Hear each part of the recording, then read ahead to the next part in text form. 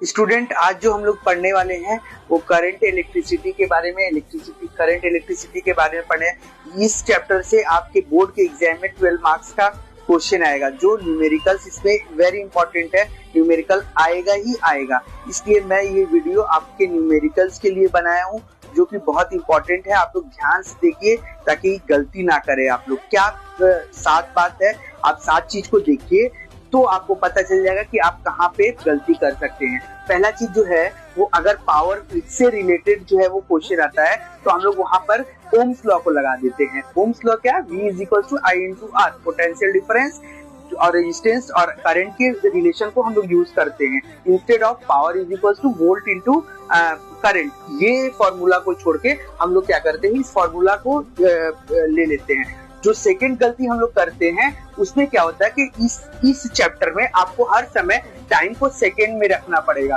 तो जब भी मिनट में दिया रहेगा तो उस मिनट को हम लोग को क्या करना पड़ेगा, सेकंड में रखना पड़ेगा। क्यों? क्योंकि I is equal to charge by में टाइम होता है। तो जो चार्ज का यूनिट तो ठीक है कूलम में रहता है, और जो टाइम का यूनिट है उसको हम लोग को सेकंड में रखना है।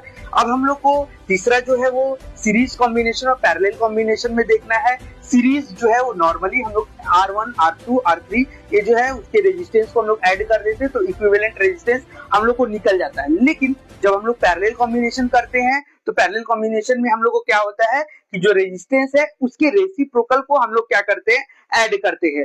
तो आप इस दोनों चीज को देखिएगा। जो चौथा बात है कि हम लोग को जो स्टेप हम लोग करेंगे उस स्टेप में क्या होगा, स्केप नहीं करना है। अपने माइंड में सब कुछ नहीं कर लेना है, हमको स्टेप बाय स्टेप जो है वो दिखाना पड़ेगा। इसलिए उसमें भी मार्क्स जो है वो कट सकता है। तो प्लीज आप जो है उस चीज को करिएगा। करंट जो है वो हम लोग क्या करते हैं, करंट के जगह में वोल्ट लिख देते हैं। करंट और वोल्ट में बहुत डिफरेंस होता है। करंट जो है वो एम्पियर में नापा जाता है, वोल्टेज को हम लोग वोल्ट में नापते हैं। तो प्लीज इस चीज में भी आप लोग थोड़ा सा देखिएगा।